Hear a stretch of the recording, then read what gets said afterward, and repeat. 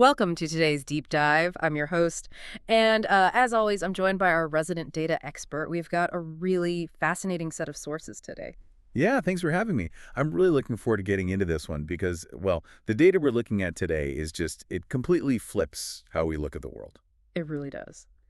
So, to kick us off, if I asked you listening right now to picture the world's most eco-friendly country, what comes to mind? Right, like a place where the average person produces, almost zero carbon emissions. Exactly. A place where the material footprint is practically a rounding error and where human activity puts basically zero pressure on the global climate.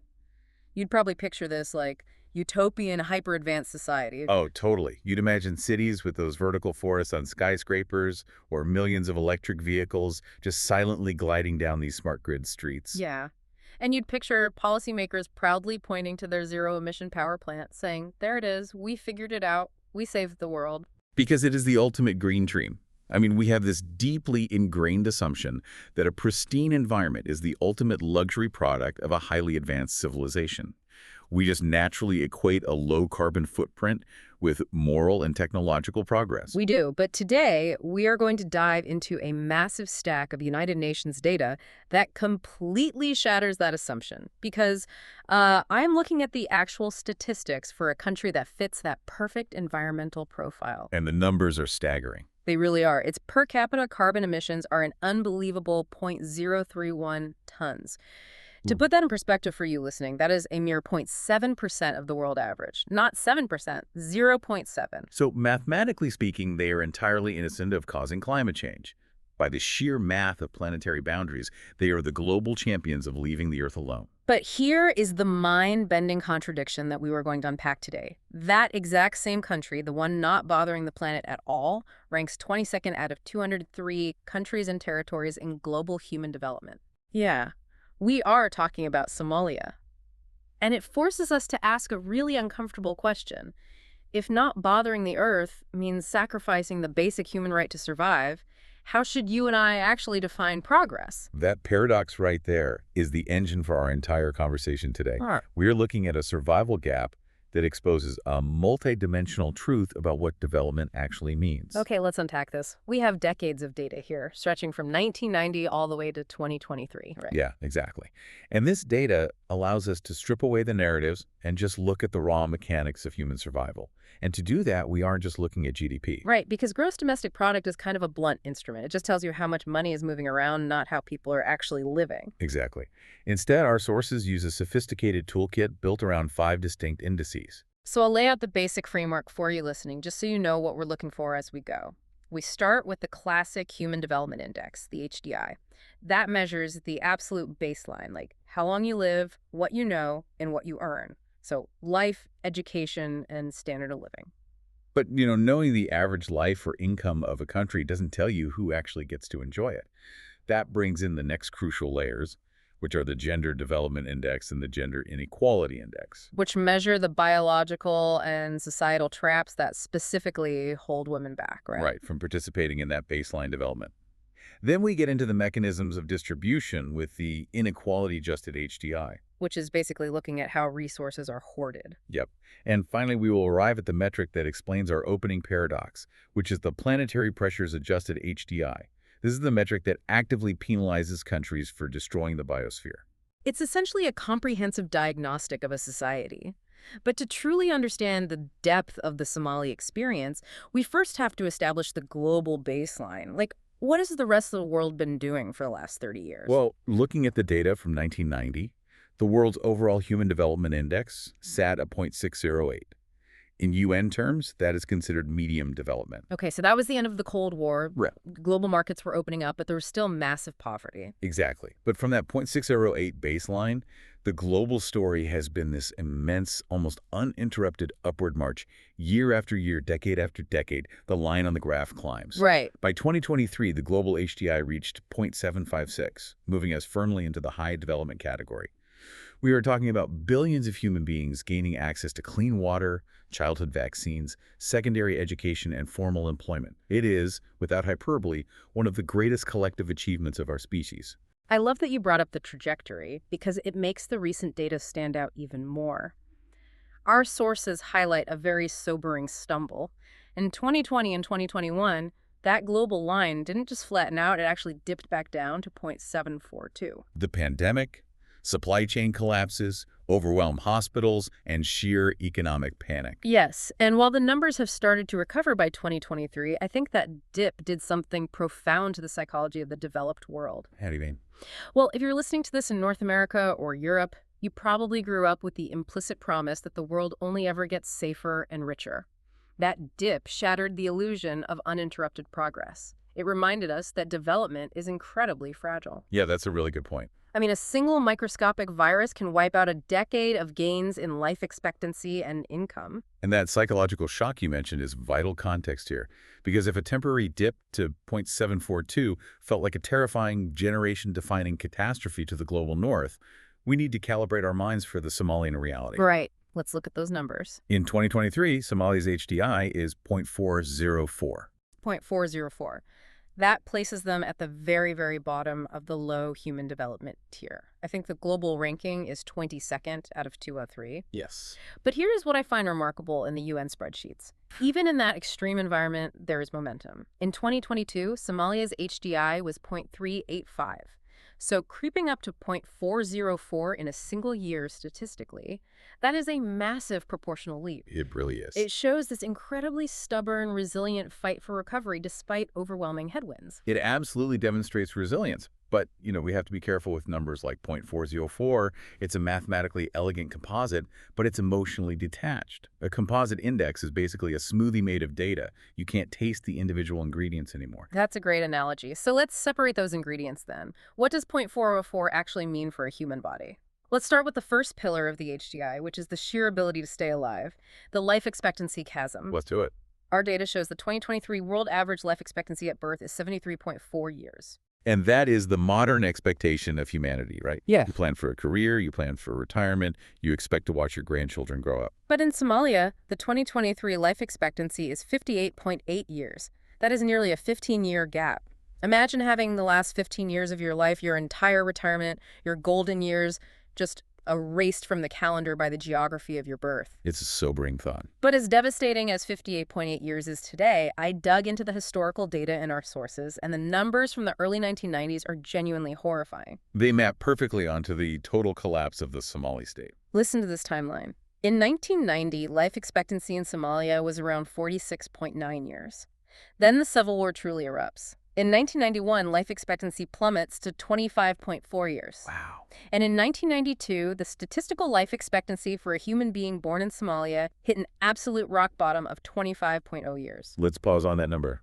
25 years old. Stop right there and help me understand how that even works structurally. I mean, a human body is biologically designed to live to 70 or 80. Does a biological virus just wipe everyone out? How does an entire society's life expectancy drop to the age of a recent college graduate? What's fascinating here is that it is the collapse of the immune system via the collapse of the state. It's not just casualties of violence, though bullets and artillery play a massive role, obviously. Right. It's what happens when the invisible infrastructure of survival evaporates overnight. When the central government falls, the water treatment plants stop operating. Suddenly, rivers and wells become venters for cholera. The roads for food delivery become war zones, meaning agricultural supply chains just disintegrate. So a localized drought, which might normally just cause a spike in food prices, becomes a catastrophic famine. Precisely. And without clinics to distribute basic antibiotics, a common respiratory infection or a minor cut becomes a death sentence. That 25-year life expectancy isn't a biological limit. It's a purely political one. That makes so much sense. When we look at the smooth upward curve of the global HDI, we're actually looking at a graph of political stability. Somalia's jagged, violent line represents how incredibly fragile the right to simply exist becomes when human institutions collapse. And the data shows it happened again. Not as severely as 1992, but another massive drop occurred around 2011. Life expectancy dropped to 31.3 years for men and 33.6 years for women. Right, and that aligns with the devastating 2011 East Africa drought. The environmental shock was severe, sure, but the mortality was extreme because ongoing conflict prevented international aid from reaching the epicenters of the famine. It proves the rule. Nature causes droughts, but human conflict causes famines. It makes you realize that living to 73 isn't some natural default. It is a highly engineered luxury bought and paid for by peace. Absolutely. But survival is just the baseline. Once you are alive, what can you do with that life? Let's move to the second pillar of the HDI, which is the education threshold. Right, education. Education is the cognitive engine of any modern state. Without it, a population is trapped in a permanent cycle of manual, immediate survival. Globally, the expected years of schooling in 2023 is 13.08 years. Meaning a child entering the school system today globally is geared up to finish primary school, high school, and maybe have a year of tertiary education or vocational training. Exactly. In Somalia, the expected years of schooling is just 7.5 years.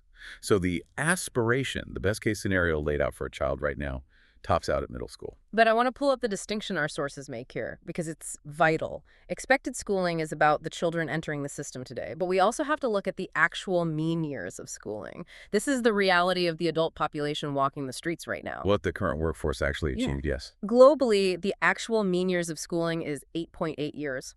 The world's adults have, on average, almost finished middle school. But in Somalia, the actual mean years of schooling is just 1.9 years. 1.9 years. I want you listening to really internalize that. Think about what you knew in the middle of second grade. You were probably just mastering the concept of tying your shoes, learning basic addition, and reading The Very Hungry Caterpillar. Imagine an entire society where the average person's formal education stops right there. And then imagine trying to build a 21st century civilization with that cognitive baseline. You can't. How do you build a functional medical system when the pool of citizens who can even read a complex biology textbook is a tiny fraction of the population? You really can't. How do you maintain a municipal power grid? How do you negotiate international trade deals or write constitutional law? A mean schooling of 1.9 years isn't just a sad statistic, it is a titanium ceiling locked over the entire country's future. It acts as an absolute barrier to complexity, which brings us inevitably to the third pillar. Wealth, or rather the systemic inability to generate it. Right, because money is the fuel that builds the schools and hospitals we just talked about. Our sources measure this using gross national income, or GNI, per capita, and they adjust it to 2021 purchasing power parity, or PPP dollars. We should probably clarify PPP for a moment. It's a vital adjustment. Okay.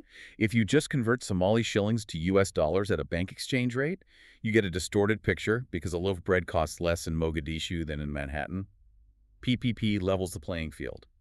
It translates income into actual, comparable purchasing power. It tells us how much stuff a person can actually buy. Okay, so with that leveled playing field, what does the wealth gap look like?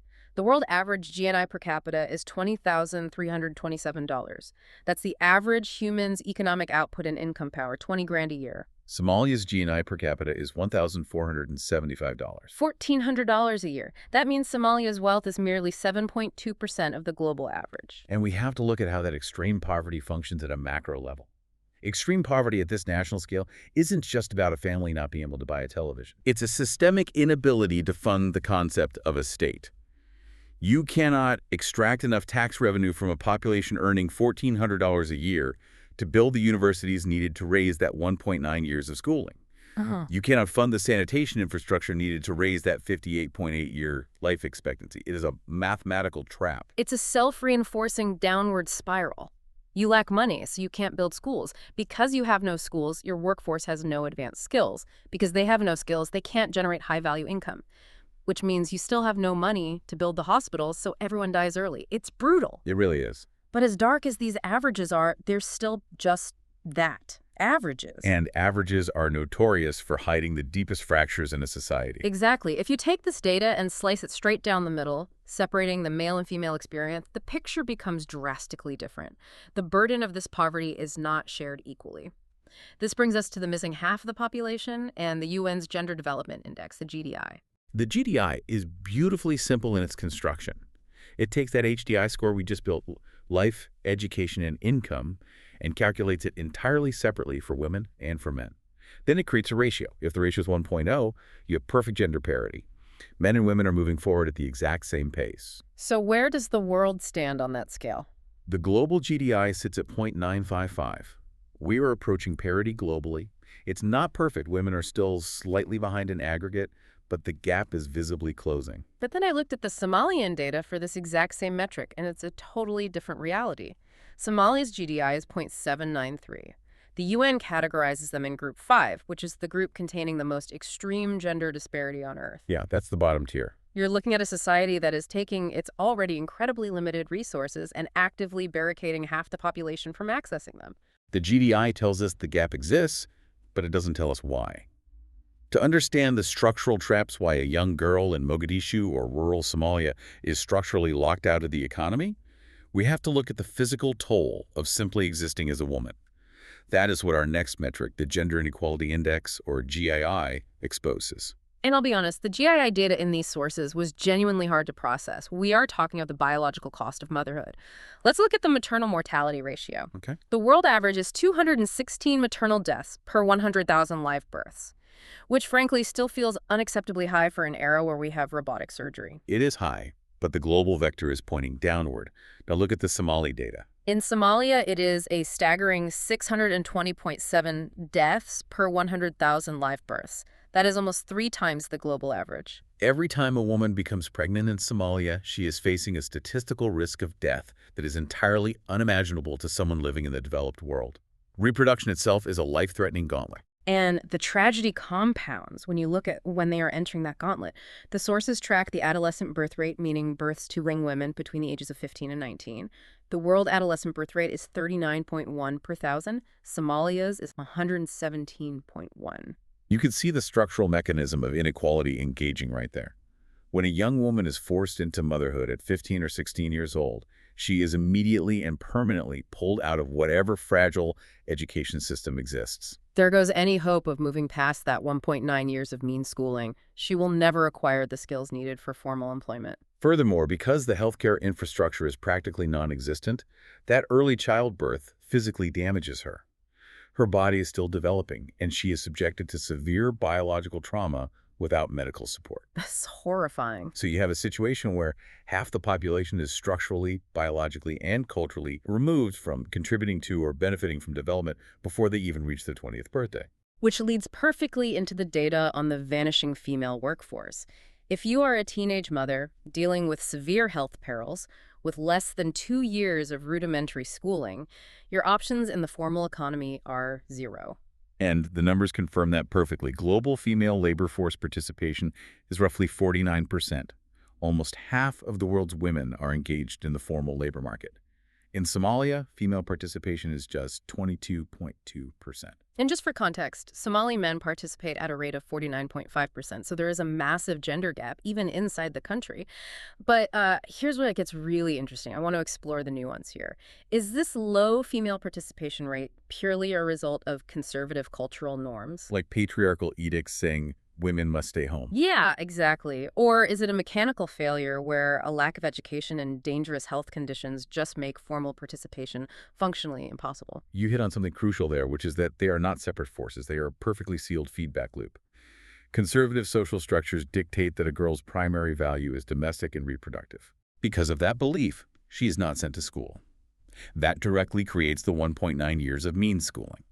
Without schooling, she has no skills to offer the formal economy. Meanwhile, those same cultural norms encourage early marriage and frequent childbearing, which, without health care, traps her in a physical cycle of risky pregnancy and recovery. It's a lockbox. Yes. The cultural norms create the biological and educational deficits. And those deficits then reinforce the cultural norms, because the women never gain the economic independence required to challenge the patriarchy. You cannot build an advanced economy with only half your brain power and half your workforce. It's like trying to win a marathon while deliberately cutting off circulation to your left leg. That's a very vivid way to put it, but yes. But as we move deeper into the sources, we find that gender isn't the only way development is hoarded. Even among the men, the wealth and health of the nation is severely fractured. Poverty is not a great equalizer. In fact, it's quite the opposite. This brings us to our fourth lens, the IHDI, or the Inequality-Adjusted Human Development Index. Let's unpack how the math of this actually works. Think of the IHDI as a penalty, or as I like to picture it, like engine friction. Engine friction is a perfect way to look at it. Explain how you see it. Okay, imagine a country's economy is an engine. The standard HDI, The average life, education, and wealth is the raw fuel you pour into the tank. But inequality is the friction in the gears. Ah. If a country is highly unequal, a massive percentage of that fuel's potential energy is lost as heat and noise before it ever reaches the wheels. The IHDI calculates exactly how much of a country's human development is wasted because of unfair distribution. The mathematics behind it, utilizing the Atkinson inequality measure, are fascinating. It doesn't just look at a simple gap between rich and poor. The penalty grows exponentially as resources become more hoarded. Give me an example of that. Imagine two countries, both with an average life expectancy of 60. In country A, everyone dies exactly at 60. The distribution is perfectly equal. In country B, 10% of the population are wealthy elites living to 90 with elite healthcare, and 90% are dying at 30 from preventable diseases. The average is identically 60, but the lived reality for the vast majority in country B is catastrophic. Precisely. The IHDI actively penalizes country B for that statistical dispersion. We refer to this discount as the loss percentage. So let's look at the global friction. Globally, the sources show that inequality slashes the real human development score by 22.0%. So even worldwide, we are losing over a fifth of our collective human potential simply because we haven't figured out how to distribute health and education fairly. But then we look at Somalia. In Somalia, the overall loss to inequality is an astounding 43.3%. Almost half. Whatever meager baseline development exists in Somalia, nearly half of its statistical value is wiped out because it is so highly concentrated in the hands of a few. The sources dig into specific inequalities too, and this blew my mind. Inequality in life expectancy alone in Somalia causes a 37.2% loss. And historically, in previous decades, that loss hovered over 40 to 50%. We need to linger on what inequality in life expectancy actually means on the ground.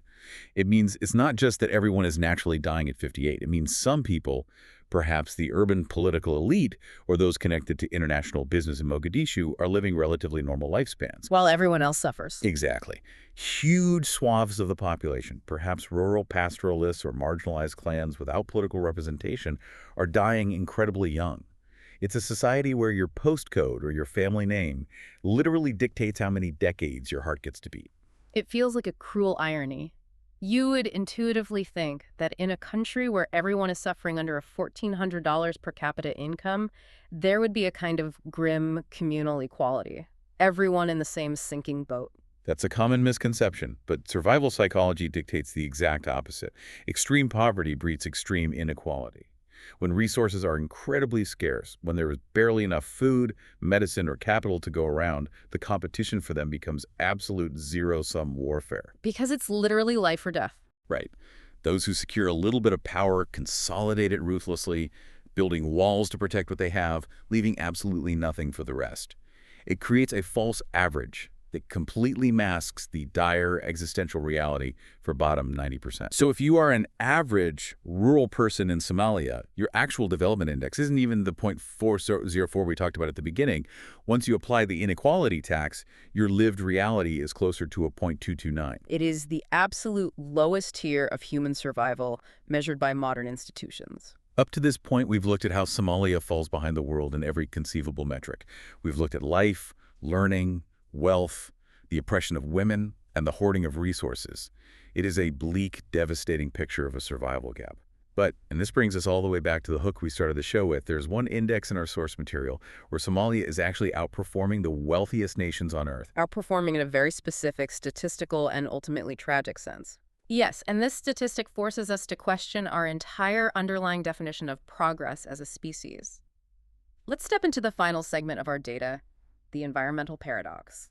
To understand this paradox, we need to introduce the final tool in our UN kit, the PHDI, the Planetary Pressures Adjusted Human Development Index. It sounds like a concept from a sci-fi novel.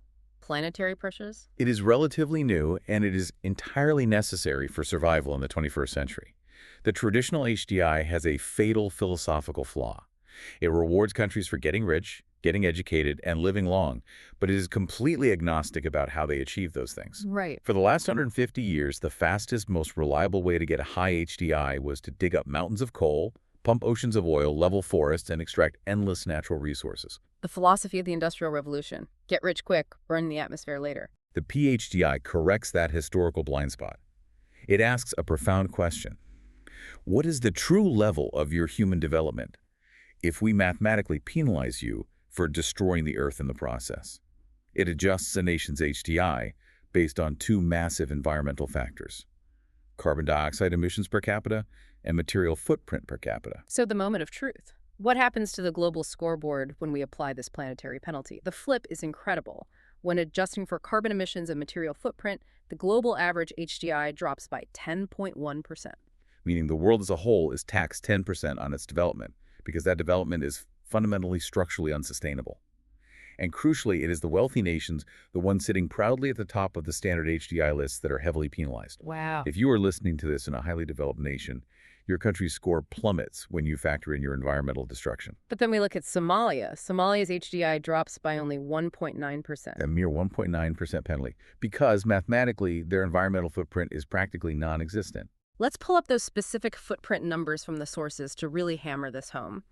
The world average material footprint, which measures the total amount of raw biomass, fossil fuels, metal ores, and nonmetallic minerals extracted to meet a population's final consumption demands, is 12.7 tons per person per year.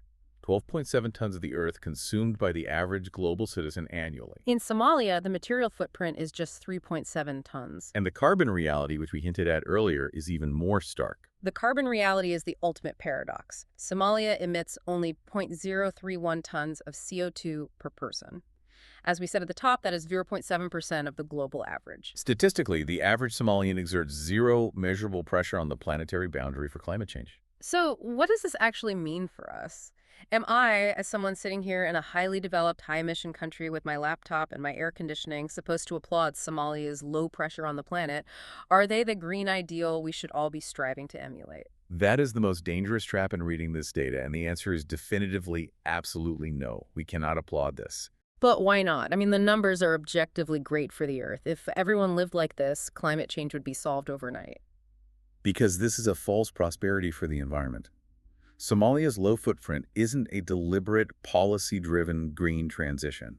It is not the result of brilliant urban planning, vast solar farms, or high-tech circular economies. It is the direct, brutal result of being violently locked out of the industrial age entirely. It's green by default of extreme poverty. Precisely. They aren't emitting carbon because they don't have electricity. They aren't consuming materials because they can't afford to build bridges, hospitals, or schools. This is extreme human suffering masquerading as environmental sustainability in a spreadsheet. This highlights the great, staggering injustice of global climate change. Let's map the causality here. The global north, the highly developed nations, consumes the vast majority of resources. We use that 12.7 tons of material and those carbon emissions to build our high-tech hospitals, our universities, our massive wealth. We build a high HDI by burning the planet. Yes.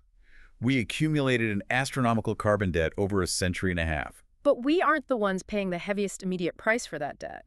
We actively export the catastrophic consequences of our climate change, the rising global temperatures, the erratic weather patterns, the super droughts to fragile, low-emission countries exactly like Somalia. If we connect this to the bigger picture, this is the absolute crux of the climate injustice. Somalia contributes 0.7% of the per capita carbon emissions, yet geographically and economically, they are on the absolute front lines of climate victimization. Because they're so vulnerable. Exactly. Their entire economy is largely based on agriculture and pastoralism. That is decimated by unpredictable rainy seasons. Their livestock is destroyed by prolonged droughts. And because their HDI is only 0.404, because their state capacity is crippled by $1,475 a year in income, they have zero infrastructure, no dams, no irrigation networks, no emergency funds to survive it. They didn't cause the storm, but they are the ones standing in it without an umbrella. Meanwhile, the countries that engineered the storm are sitting comfortably inside their air-conditioned, high HDI fortresses, lecturing the world about going green. It perfectly exposes the hypocrisy of looking at environmental data in isolation. Yeah. You cannot have an honest conversation about reducing planetary pressures without having a conversation about global equity and historical responsibility. Okay, we have covered a massive amount of conceptual ground today. Let's synthesize all of this. I want to build a mental image for you listening. Imagine a radar chart with 6 distinct points comparing the global reality to the Somalian reality in 2023. Okay, point 1 is life expectancy. The world average is 73.4 years. fueled by stability. Somalia is at 58.8 years historically traumatized by conflict. Point two is education. The world has an actual mean of 8.8 years of schooling, pushing towards secondary education. Somalia has a devastating 1.9 years, barely past basic literacy. Point three is wealth. Global average income is roughly $20,000, creating state capacity. Somalia is trapped at a systemic level of $1,400. Point four is gender equality. The world is approaching parity with a GDI of 0.95. Somalia is in the most extreme tier of inequality at 0.79, crippled by horrific maternal mortality rates and adolescent births. Point five is the inequality tax. The world loses 22% of its development potential to friction and hoarding. Somalia loses an astounding 43%, where the poorest are completely locked out of survival. And point six is the earth penalty. The world's high development is penalized 10% for environmental destruction. Somalia is penalized just 2%, not by choice, but by exclusion from industrialization. The multidimensional truth of Somalia's development is that it is characterized by an extremely low baseline level, incredibly high volatility, and extreme internal inequality. It is a statistical wasteland, but we must remember that it represents real human lives, millions of them. So the ultimate question becomes, what is the path forward? How does a nation escape this? Based on the absolute necessities highlighted by the data, there are three primary mandates for progress. Let's break them down. Step one seems obvious from the life expectancy data, escaping the vulnerability of violence. It is the absolute prerequisite. The data from 1992, dropping to 25 years of life expectancy, proves that nothing else matters without peace. Establishing stable governance and physical security is required to stop those horrific, jagged fluctuations in mortality. You cannot build a school if you cannot protect the students. You cannot build an economy without rule of law. Step two jumps right out of the Gender Inequality Index, empowering women. Reversing the maternal mortality rate of 620 deaths and closing the massive education gap are not just moral imperatives, they are hard mathematical economic necessities. Those gender disparities act as a massive drag coefficient blocking future growth. You have to integrate the other 50% of your population, their brainpower, their labor, into the state-building effort. And step three is a mandate not just for Somalia, but for the rest of us listening, for the global community. Yes, a just transition. The global community cannot simply pursue green development within our own borders while ignoring the nations that have the lowest carbon debt but suffer the deepest climate victimization. We owe a developmental debt to countries like Somalia. We must help them build infrastructure, solar grids, sustainable water management that skips the dirty carbon-intensive phase we went through. We have to fund their adaptation to the climate crisis we primarily caused. Because if we just tell them to stay green without funding that transition, we're basically telling them to stay poor. We are telling them to accept a 58-year life expectancy and 1.9 years of schooling just so that our global carbon math looks slightly better on a UN spreadsheet. Which is intellectually and morally bankrupt. Exactly. So to you, listening to this deep dive right now, the big takeaway is that development cannot just be an accumulation of numbers, an obsession with GDP, or even a self-righteous tracking of carbon footprints. It must fundamentally be about the baseline of human dignity. It is about the right to live a long, healthy life, the right to acquire knowledge, and the right to exist in a safe environment regardless of where you are born. Which brings us back to the paradox we started with. I want to leave you with a final, slightly provocative thought to mull over. Let's hear it. We look at the high HDI nations today, and we see that their historical achievement required destroying the planet. We look at Somalia, and we see that staying mathematically green currently looks like the harshest survival conditions imaginable. The ultimate human paradox. So it begs the question, is it possible that a truly advanced civilization, one with a very high human development index for all its citizens, and zero planetary pressure, doesn't actually exist anywhere on Earth yet? We have never actually built a society that is both completely fair to its humans and completely fair to its biosphere. And if that truly advanced civilization doesn't exist yet, well, who among us is going to be the first to invent it?